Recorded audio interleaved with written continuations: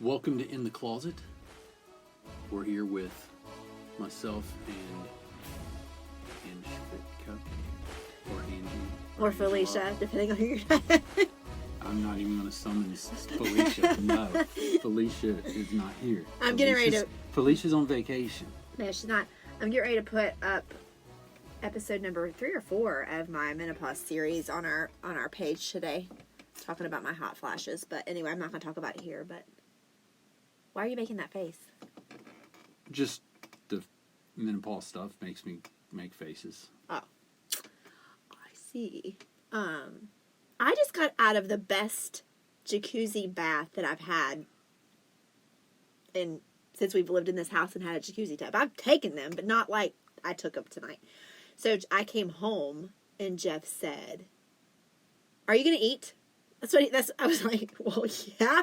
I mean, I didn't really finish my sentence. Girls and I gotta was like, eat. I was in the zone because I was unloading groceries, putting them away. Nate and the dog were like swarming around me, like they wouldn't get out of my zone, like right. where I was trying. I was in the kitchen and trying to get everything put away, so I was in that frantic like. So I meant to say, "Hey, do you want something to eat now, or later?" Yeah, right. And I said, "You want something? Are you going to eat?" Right. So that. And I was like, wow. And I said, well, yeah, why? And he said, well, I just didn't know when to draw your bath. And I was like, say, what? You didn't know, what is happening? He's like, he said, you need to take a jacuzzi bath and I'm going to go get it ready for you. And I was like, okay. So he did. And I came up and there was like 20 candles lit. And the water was hot. There was a spot of oil in there to make it nice. It smelled good.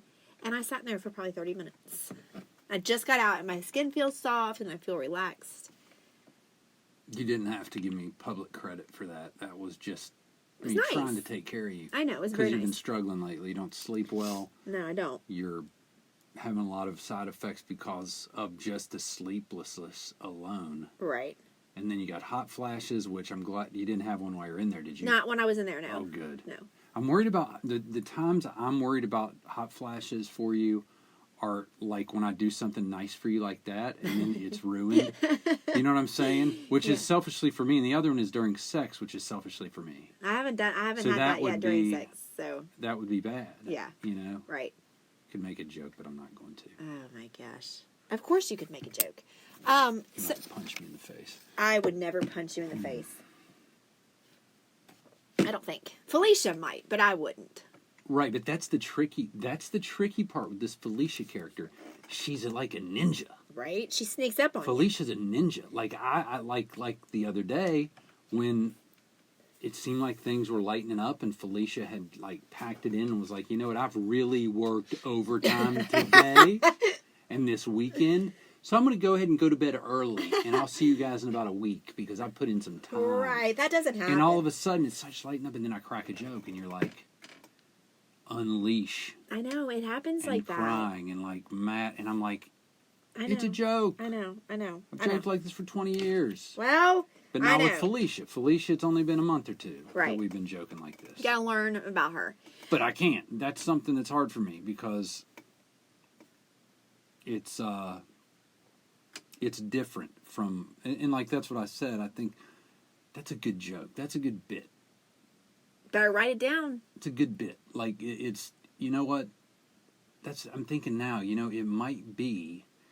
Maybe all these years I'm bragging about not having a high maintenance woman, a naggy woman, and a moody woman. Maybe the whole point of having a high maintenance moody woman is so you're ready for menopause. Otherwise, you get hit by a truck and you're blindsided because you're like, who is this person? Well, like you were. Yes, I was blindsided. Like, I'm like, wait. And I still am having a tough time adjusting because I not only have a problem with trying to figure out when Felicia's going to show up, I always have had a problem with wanting things to be okay, and then I relax, and then I get hit by a truck. But it's because I go back, I have that, like, amnesia, that, like, everything's okay, be happy amnesia, when it's not always. And Felicia will be hiding around the corner. I don't see her. I don't know she's alive. I know she's there. I'm like, walking, and bam, there she is. I know. I mean, And she goes away just as fast sometimes. I know, it's crazy. It's crazy. It's crazy. But it's something that you have to deal with, and there's nothing we can do about it except just try to deal with it. That's the only option Yeah. that has you still here, Right. right? And not drugged down over the hill somewhere. And Not unless you drag me. I have a list of 10 relationship rules. Do you want to talk about them? I don't know. I was not prepped on this. There was no prep. There's no prep. No, there's none. For this? I haven't There's even no- read through them, to be honest. Oh, I saw wow. 10 relationship rules on somebody's Insta, and I screenshotted it. That's kind of good though, because then we can say, what do Yeah. you think? Yeah. Is this BS or not? Right. Okay. So number 1, and these are not, I guess, in any order. Like this number 1 is not the most important or the least important. I think it's just a tip. It says admit when you're wrong and they are right. Ooh. That's hard Woo. to do. You know what? It's hard to do, but it's hard to do up front. For me, when we get into a fight, Same. even if I know up front that I'm wrong and you're right, and I know that up front, I got to get a good fight in, and then towards the end, I'll be like, all right, look, you're right. You're right. I think that's natural for almost anybody, especially when you've been together a while and you're like really close. I think to know somebody, I was telling somebody that today, I was like, sometimes I'm just a jerk. And they were like, I can't see you ever being, how. Oh, everybody always says that. Here we go. I can't see you being a jerk. And I'm like, no, I'm not like, I don't get like crazy My loud. number is 678. It's not like I get loud and ugly, but it's like I know her. Just like if I knew you or them in that way, like when Yeah. we're always together, I'm like, this is going to irritate her. Me Right. having a smirk Yes. and being calm and then just saying snarky little things after Yeah. she says something. I know it's going to eat your insides out. Yeah, like- and I do it, and then an hour later, I'm like, why the hell did you do that? What is wrong with you, man? Well, it's funny because you're right. You're not normally, even in our worst of worst fights, which we had a real good one the other day, even in the worst of worst fights, you really still don't get that loud. You say mean things. You say mean things, but you say them in I this... say some mean things. And you say it, well, everybody does, and you say it in this tone that's almost worse than if you just yelled it at me. You know what I'm saying? The thing is I feel like when I look back at the times I do get loud, anytime I get loud and start being like just talking and being loud and angry, I've lost it. Yeah, and I say things I don't even know I'm saying. Well, yeah, I mean, everybody Like does that. I never get to that place. It takes so much from when I get there. It's like I just lose control of my words, and I just get loud and ugly and lose it, and then I regret every bit of it. I know. Every bit of it I regret. Most of the time people do. But it doesn't happen very often. Usually I just regret No. the things I say calmly. Right. Yeah. And they're not as bad as those things, but they're still hurtful and they're Right. not nice, and you shouldn't say them and always have to apologize for it. But you're right. That first one, I was listening to a couple on a podcast the other day, and they had Dr. Drew on there, and they were talking about that, and they like have this rule, and he's talking about contempt. He said, all marriages, pretty much that's the one thing you can count on in a marriage is when you start seeing contempt one for the other, that's when you know the divorce is coming. What is contempt? What do you mean by contempt? I'm going to have to read the definition. They're talking about it. Usually that's what you do on a podcast. Talk about things. But they I'm were just like, being really, the couple was like, we know that and we've listed you on that. So when we start to act that way towards each other, or there's contempt, or you feel it, we try to call each other out and say, no, you got to, because Contempt is... it kind of grabs you and it holds on. I think contempt is going against something that, like, I mean... It's like not having any, like... You're not following what you agreed to follow or something. Like, I just know from the legal world that if you're in contempt of court, you're going something against what the court ordered. So is contempt in a relationship, you're going against something that you all agreed on, something just, is it spite? Is it, what is it? It's like spite. It says here, contempt, the feeling that a person or a thing is beneath consideration, worthless, or deserving scorn. He showed his contempt for his job by doing it very badly. He showed his contempt for me by not giving me what I need. But I think that, I don't know that I agree with that statement. Like, because I think contempt would be when you know that maybe I like something or I need something, or you take it away, and you do it because you're contempt. It's you're beyond resentful. There's resentful, but then there's contempt. Like now you're contempt. You just don't even care. You don't even care if I'm without it and I'm satisfied or I'm okay. Now you're just like, I don't care. It doesn't make me feel bad when I recover and I say, okay, it was just a bad fight and I've had a few bad days and I want to be back into the zone with you. You're just like, I don't care. Yeah. Get over it. I don't have any more remorse or, I think that's kind of what they're getting at with contempt. Yeah, I mean, that happens. It happens in relationships. The act of, here under Webster, it says, definition of contempt 1A, the act of despising, the state of mind of one who despises, disdain, glared at him in contempt. Gosh, I don't think that... Lack of respect or reverence for something, acting with contempt for public safety. They're just giving examples. I don't think that there would be anything that could happen in our relationship where I would despise you. No, I'm serious. Where I would despise... I mean, even the worst of worst, even if you cheated on me and I found out, I don't think that I could despise you. That's such a strong word. I've been with you so long despise you, that whatever happened, you could come in and you could say, Angie, I think you are nasty. I'm over you. I found this young girl. We're going to go with her. And the only... I'm so glad I don't have to say it now. Thank you. I know, right? Listen, even then, I'd be mad. I'd be upset. I'd be mad at you. I would be hurt. I'd be crushed. My world would be crushed. And I probably would say things. You would scream and yell and throw things and probably say things. But I wouldn't despise you. I think the only thing that you could do to make me despise you is if you had my kids change their feelings about me, talked bad, like if you did that, and then you went off and you talked bad about the kids, or if I did that to you and we decided to split up, and even though I did wrong, if you talked bad about me and turned my kids about me, I might be able to get close on the despise train for you, because no matter what you do to me, like I said, even if you leave me for Victoria's Secret model, I turn them all down. Listen, I'm being serious. Like if you if you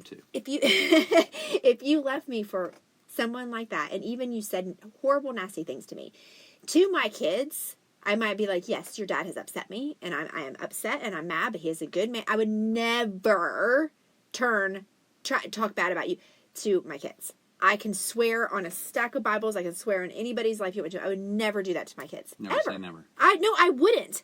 Because you are a good dad. No matter what you do to me, no matter what you do to our relationship, no matter what you do to our life as a family, I mean, as long as it's not violent, obviously, you're a good dad. So why would I take that from them?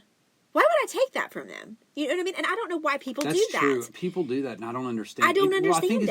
I think it's an insecurity thing, and I think it's maybe a panic thing.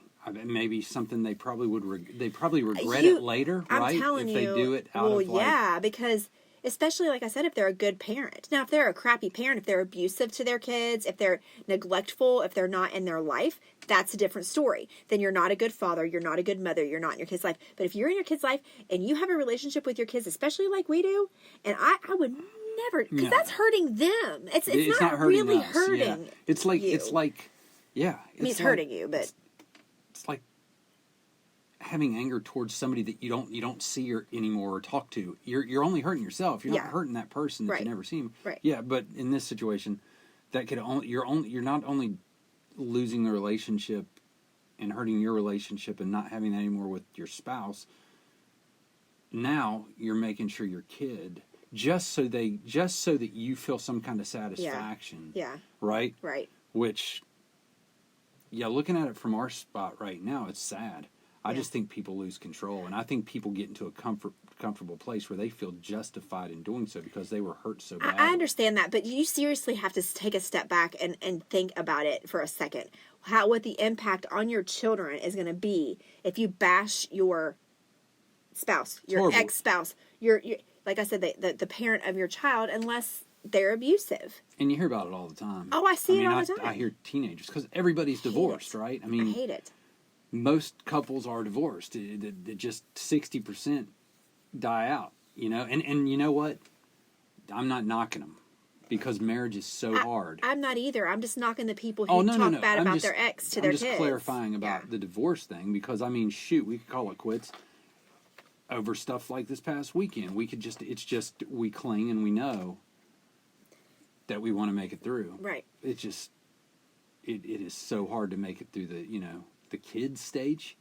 It's not the kids' fault. Right. It's just life and getting through kids, and that's what someone said that just recently is engaged and that said, me and this person are you married. I'm glad I found them now, but we wouldn't have, we might not have made it through the kid stage. The kid stage. It's such different. It's so different Yeah. and difficult to raise kids and be on the same page because you don't know what you're getting into, and it can be very hard. Yeah. People have kids to fix a marriage too, which is a huge. And you're right, dear because Lord. no, that's the last thing you want to do. You know, it's like getting a dog to make yourself happy. It's gosh, nuts. ask Brooke about that. Yeah. So I'm going to use that analogy for when she wants to have an extra kid to fix her marriage someday. Oh my gosh, right? Hopefully she won't. But, you know, you're right. I have a friend who's divorced, a good friend, and he is a phenomenal father. Phenomenal father. Actually, a good husband from, like, a good partner. You know, kind of like we are. That At you getting know of. things You don't done. live in the relationship. No, Because people see things from the outside that might not be behind closed doors exactly what's going on. No. And that his wife would admit exactly what I'm saying. But there's areas that that they just couldn't do it. They weren't supposed to be together anymore, right? They weren't supposed to be together. They just weren't a right fit. But from a father and mother, both of them were great. Like that, he's a good father. He's there. He's doing all the things from whatever it takes. Mm-hmm.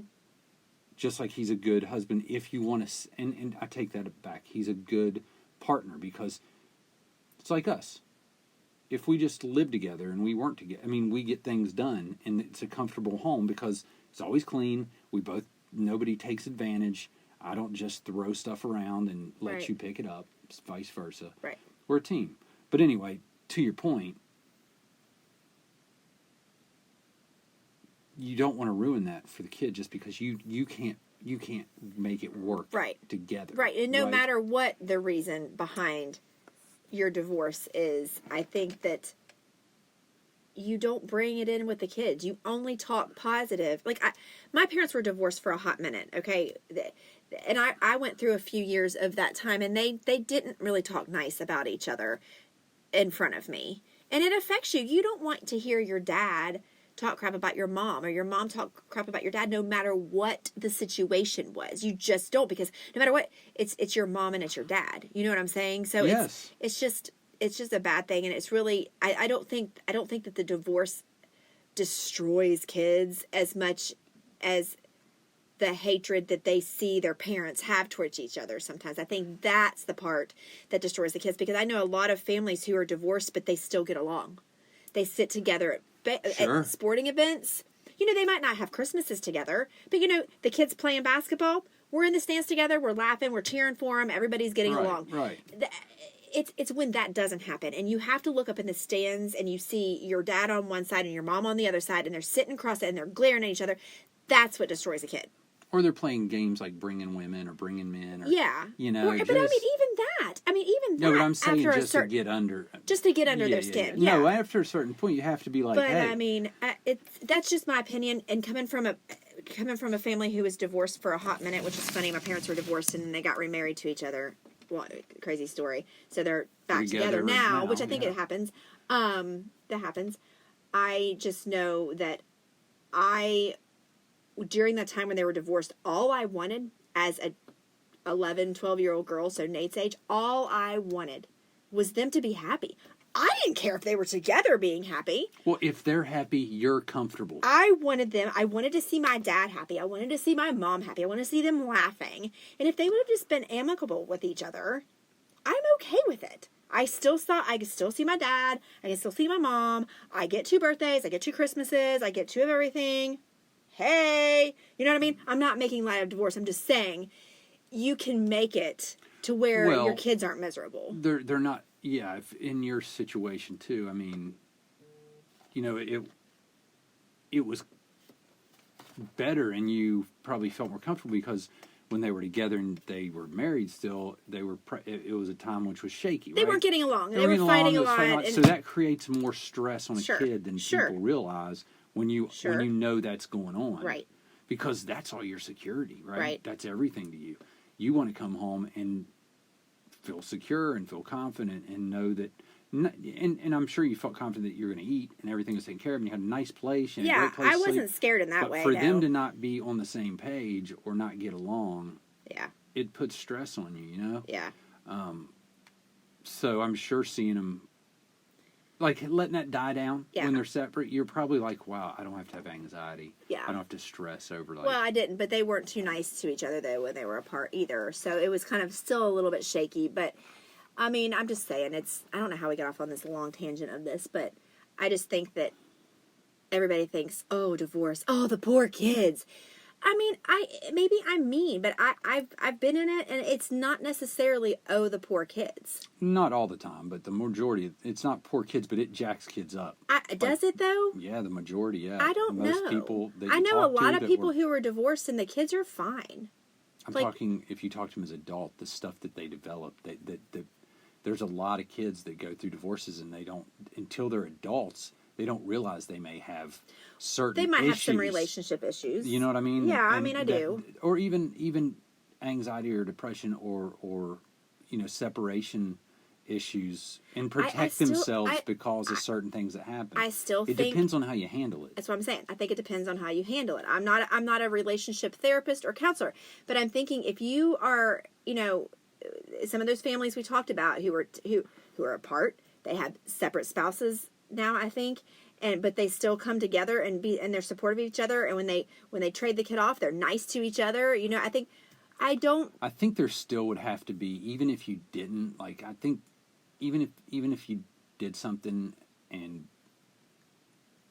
we'd split up, even if it made me so mad and angry and ugly and I had a period of time where I struggled, I'd have to fake it until I got through that period, right? Yeah. And then there'd have to be, for the kid, they'd have to see that you at least like each other. Yeah. Or you don't have to like each other, but you almost have to act like it. well, sure. Fake it till you make it type thing. Because the kid needs, they just need to, you don't have to like spend time together. I'm just saying like Right. with a handoff. Right. It's got to be like, hey, how are you doing? That's what I'm saying. I See, think that's here he just- is. You need anything, and it can't be these stupid games where, the stuff people play, like, like someone I know that just recently divorced. The spouse like doesn't let the kids have their iPads at the house when they're with this parent because they don't want him communicating with the other parent whatsoever when they're with Yeah, this that's parent. crazy. So that's they don't too want them much. texting. They don't want That's them too calling. much. That's not They don't right. want. So they don't bring him here.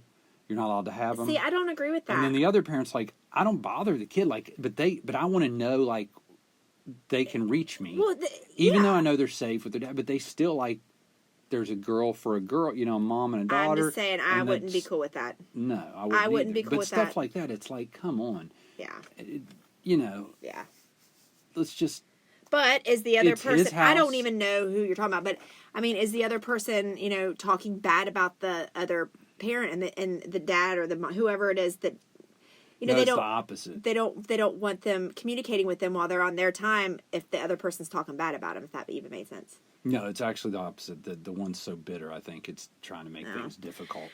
I don't know. I couldn't. I don't have time for that. If you ever left me, I don't have time for all that drama. I want my family, because you're still family.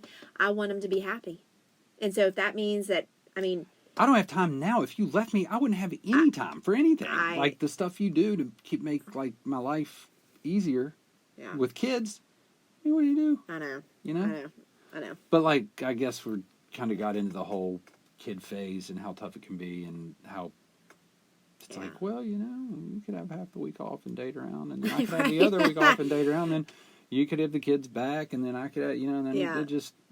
Hey, our kids are older now. We don't really have to worry about that. No, but, we don't. And I We think the don't. older that the kids get too, I'm not saying the easier, but I think it is. I think that they can be so young it won't affect them that much because they're so young. And I think that they can be, to the stage where they're a little bit older and it's just like they can even understand relationships because they've been in some themselves. Yes. Not like ours, not like a marriage, but a relationship to be like, okay, well, it is kind of what it is. I mean, like I said, not that they're not going to be upset or affect them, but I think there's this like middle time where it's like, okay, this is a critical time in this Like kid's an awkward life. phase, Like, I don't know. I think it's between like, I don't know. I'm just putting it out there, like 9 and like 14. Well, they're defining themselves, they're right? like, yeah. And they can't define themselves without everything being in place. Right. And when things are shifting at that time in their life. Right. And I'm speaking out of guessing. I don't know. Me too. I don't have any Like, clue. I don't know I'm the just science guessing. behind it, and my parents never got divorced. Yeah. So I never dealt with it. Yeah. So I don't know what I'm talking about other than looking from the outside. All I know is it's got to be. Well, when my parents were divorced, it was during kind of a critical time for me. I was, golly, I think I was like 10 to 12 in that range. So it was kind of like a weird time for me. And I was the big sister, so I felt like I had to protect, my brother. And it was just a big mess. But I think that actually, honestly, me going through that made me who I am today. It's part of my story. So I don't think I'd be nearly as resilient. Mm-mm. I don't think I'd be nearly as, what's the word? I think resilient maybe is the word. Adaptable. I can adapt to change. I usually stay pretty calm in situations. I said I deal with change, and that's really not true. I do ultimately deal with change. Up front, it's hard for me, but ultimately I do. You deal with it. You get All I'm through it. saying is I think you go through things in your life, and I think it's part of your story, and it makes you who you are, because if you don't go through those things in life, then you're going to be a totally different person, if that makes sense. You're going to be a different person, and it's actually your mental state, mindset. Like, Yeah. you have a very good positive mindset, like looking at it that way and then shifting and taking that as fuel and positive, and that's, I think, helps you be more resilient. And some people do it like that, and some people may member and be like, "Oh, my parents are divorced. My life sucks." I Well, don't know. It depends too. Maybe it does. So much plays a part, because I remember, you were early high school. I started dating you, and you're still insecure. Yes. You know what I mean? Like, you were always worried because you saw their marriage, so that's what Right. marriage looked like. So you were always, there was problems with That's us. true. And then, what would have happened if you and me broke up after a year, and you date like 5 or 6 guys?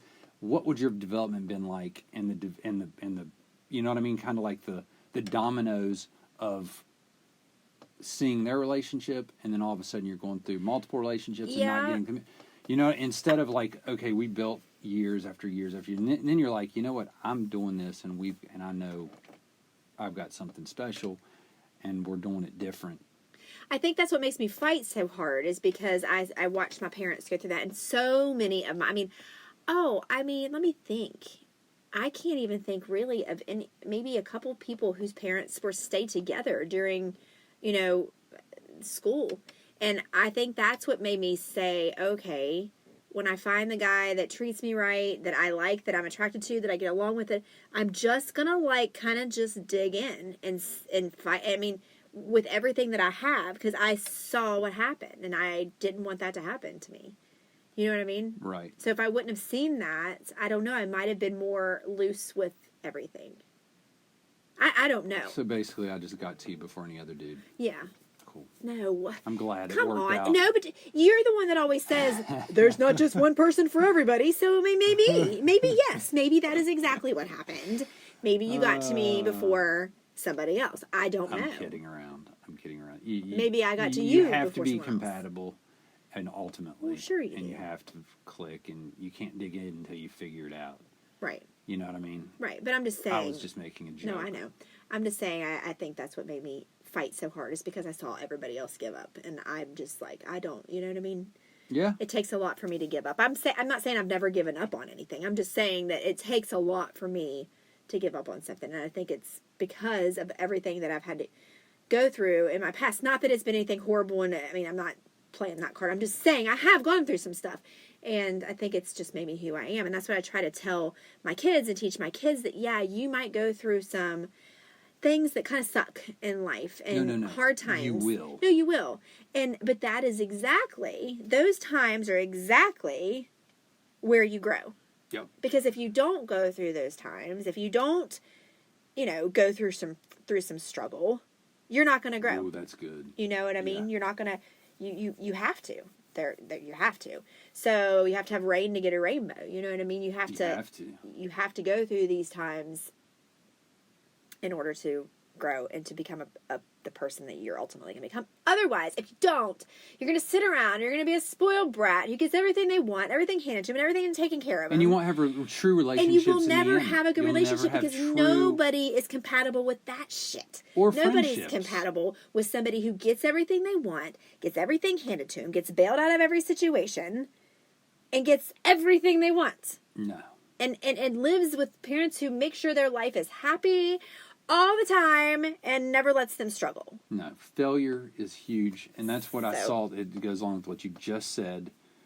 A guy that I like to follow does a lot of inspirational stuff. He's a big inspiration, has conquered a lot of things in his life. But he said, life isn't about the money. Life isn't about the car. Life isn't about the house. Life isn't the thing.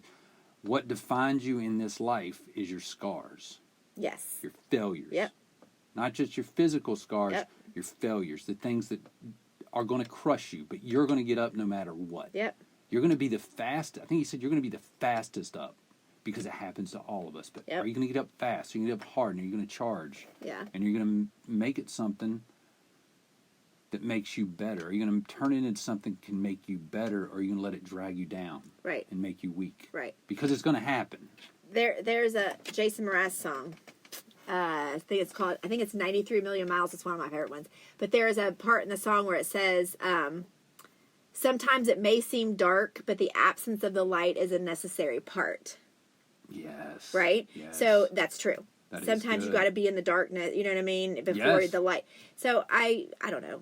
Wow, we got really, and we're not even counselors. Well, it's not even We're not about even therapists, counseling. we're not- This is well, just this is raw. life. This is real. It's life. This is just life. It's our experiences as in a relationship, but also outside a relationship. Right. As on personal level, career, with kids making I- mistakes. Well, and I talked, and it's funny because I went back, I was going through our podcast, and I went back and I stumbled upon somehow the one that I did about when you were out of town about parenting teens, and I listened to some of it, and we talked some about that, about struggle and letting them fail and letting them feel hurt and go through life instead of always like making everything padded for them. You know what I mean? It's kind of like when they're little and you're like, oh, they're going up the steps, go get them. Okay, stand behind them, let them fall a little bit and get just a teeny tiny bit hurt so they learn, oh, if I go up the steps, I could get hurt. I mean, obviously you're not going to let them fall down, but you know what I'm saying? Like, don't pick them up, stand behind them and let them try to go up the steps and let them tumble a little bit so they can get it. So you kind of have to do that all through, even up into their teens. You That's got to what I was let gonna them say. cry, and like Brooke was doing last night. You got to let her go through that. You gotta let them go through that, but here's another thing though: when they fail, and it sucks as a parent for your kid to go, "I tried out for this and I didn't make it. I suck," or "I can't do math. I suck." Right. It's one thing like to watch them fail, like we did, and as a parent, the thing you want to immediately do is you want them to be comfortable. You want to get them back to where they have a smile on their face because you love them so much. So you want to say, well, if it wouldn't have been for the coach's son, you would have made the team Yeah, this I year. wanna do that. Instead of saying, buddy, you just weren't good enough this year. Yeah. We've got to get to work. Do you want to play? Do you want to make the team next year? Because you need to remember what this feels like, Right. right? Right. You need to remember. Right. Let's get to work. And he might not like that. He might cry more. He might think you're a terrible parent at the time. But he's going to look back at that moment and say, thank God they didn't just make an excuse for me. Because what happens is they carry that on in all aspects of their life. When their marriage starts falling apart, they Right. make excuses. When they don't get the promotion, they make excuses. Instead of working Right. harder, they fill that void Right. where they should be digging in and working hard. They fill it up with these excuses. I've been guilty of it. Right. And it's something that just is so destructive. Well, you're right. They take everything like that into their relationships with their friends and with their future spouse, and it's detrimental. So if you don't nip it on the front end, or try to at least, and if you do everything for them, make them comfortable, that you're setting them up for failed relationships, in my opinion. Right. I don't want to. I mean, of course, I get my kids what they need. Of course, I provide them with what they need. But I'm not going to cater to their every single need. I'm not going to do their homework for them. Don't get me on my high horse about that. I'm not going to do their homework for them. I'm not going to sit right on top of them and make sure. I'm just not. A lot of that is. I'm not going to bail them out of every situation. If they're in a bad situation, obviously, I will bail them out. But if you forgot your lunch, and you went to school without your lunchbox and you want me to bring it to you, I'm not bringing it to you. Right. You're not going to starve to death. You're going to be hungry. And then next time, you're not going to forget your lunchbox. That's what I'm talking about. Well, I think that's one of the hard things about parenting is what parents do, and you see it with a lot of people, and it's easy to fall into. It's like everything else in life. You care what other people think. Oh, I don't. You know what? This phase of life for them is about getting them ready to walk out that door at 18 and be able to survive and be a good, solid citizen. I don't care. Failing and being told tough stuff, I don't care how other people. My kid, when they get out there, they're gonna be able to handle it. Right. They're gonna be able to handle it because I didn't run and pick them up every time. Right. Well, I had one time. This was a couple years ago. We were in one of my workout classes and we were talking about homework, and I said something about like, they said, did your kid have a lot of homework? I'm like, I don't know. And they're like, what do you mean? I was like, I have no clue. They're like, you don't like sit with them and do their homework? I'm like, no, that's not my job.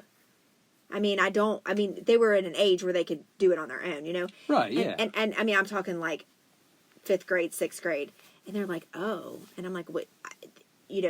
They're like, what if they're struggling? I'm like, it's still not my job. Like, I mean, the teachers are supposed to, like, if I do my kids' homework and I sit there and make sure they do it and make sure it's right, and I say, oh no, that one's wrong, change it, then they're going to go to school and turn that in, and the teacher's going to think they understand multiplication.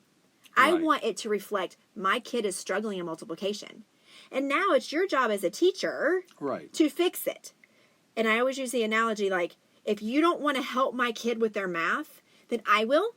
But you can come and cook dinner for my family and do my family's laundry and take care of all of that. You can take them to their practices. You can take them to the store when they need mascara. And then I'll take care of the multiplication. But I think that you signed on to be the teacher and I'm their parent. So let's see. Maybe you should help them with their multiplication. Maybe you call me and say maybe they need a tutor and I can do that. Yeah. But I'm not going to sit there and explain it. A, I don't have time. B, it's not my job. And C, I don't know how to do it. Yeah. I don't know how to do it the way they do it. I think if your kid, if you either get a tutor or if they need extra help and they want extra help and they got to get better at something, we always help them. No, I don't do their homework. I didn't say homework. No, I said if they got to understand and learn something, they come to us and say, I need to go over flashcards for a test. Well, I can do that. And I need to. But I'm not going to teach them how to do multiplication. I'm not saying teach them. I'm saying if they need extra help, like studying or getting things done. Yes, I have absolutely. done study guides. I have done flashcards. I'm not saying that. Right. I'm just saying you have a test in social studies and you want me to read these questions and see if you know the answer. Absolutely 100% I'll do that. Sure. But if you I've had them, I'm not going to reteach them. I've had them come to me and be like, can you look up and see where I can't find this in the book? No, I'm not going to look up in your social studies book where the answer is. You're going to do it. But anyway, in that class, I had these moms look at me like I was the worst parent in the world because I didn't care. Because my kids are very resilient. They're very independent. And they get their stuff done. And if they don't, they have to learn consequences, worldly consequences, not just in the home. But they have to learn, okay, I didn't do my stuff. Well, now I'm not going to pass. And you got to deal with the consequences that you get at school. At home. Just like the time they brought me those papers, Kaylee and Brooke, the same time. It was this big questionnaire that I was supposed to fill out for them. They were in high school or middle school, I think. And they were like, oh, this needs to be filled out tomorrow for credit. And I'm like, it was like 3 pages long. Even if it was a page, I was like, when is this due? And they were like, in the morning. You got to do it. And it was like 9 at night. And I'm like, how long have you had this? I was here, I remember. How long have you had this? And they're like, I don't know, like a few days. I'm like, I'm not doing it. They're like, what do you mean you're not doing it? You're just sitting here. It's like, I'm not doing it. We'll fail. I'm like, not my fault. Not my fault. You're going to pay the consequence of failing at school and then at home when you bring home a failing grade. So now, next time you get a paper you need your mom to fill out, I suggest you bring it to me right away. Right. And some people think I'm terrible for that. Like, oh my gosh, you let your kid fail an assignment. I absolutely 100% did. No, but that's the mentality when they say that, you say, I didn't let him fail. Exactly. They chose to fail. Right. because they weren't diligent. Right. They didn't get done what needs to get done, and they count, and they're hoping that I'll bail them out. Right. Right. Right. Well, and it was like 2 weeks ago when Brooke brought home that Spanish dessert she needed to make for extra credit in Spanish. She sent me the ingredients. I said, "Do you have everything else? Did you read over how to do it?" Yes. I was like, "Okay, send me the directions to the thing." And no, it's fine. I just need you to get the stuff from the store. So we got the stuff from the store. We come home. I'm going to let her, I'm going to make her do it because it's her thing, but I'm going to stand there and make sure everything's okay. And she starts putting everything in the bowl and things weren't making sense. And I was like, "Give me the directions." And she gave me the directions and we needed a food processor. Well, we didn't have a food processor to make this dessert. So I said, "Brooke, there's nothing that I can do. I don't have a food processor. I'm not going to go out and buy a food processor for your extra credit." She was like, "So you mean I'm not going to get the extra credit? If I fail Spanish, it's all your fault." No, it's your fault because you didn't read the directions and say, "Mom, it says food processor. Do we have one of those?" Long story short, we ended up figuring it out. We were resilient with it and we made it in the blender, which I don't know if our blender will ever be the same or ever function again, but we got the job done. But my whole point is, she was starting to blame me because we didn't have a food processor and she might not get her extra credit. It's nowhere near my fault. And I was not. Some parents would have been like, "Oh, let's go to Walmart, get a food processor real quick." No way. I don't use a food processor. I'll never use it. You had one, but it broke. So anyway, we got worked up. We got through number 1 of 10 relationship rules. We will circle back around another day. This is going to be one that we just build on. It's a good one. That we got way off. We didn't even. Yeah, the point was admit when you're wrong and they're right, and then we ended up in divorce and parenting. So I don't know, but which is good. It's fine. It's fine. But that's all I've got. You got me worked up. Get something for people to think about, right? Absolutely. So enjoy your evening, people. There you go. See you next time. Bye bye.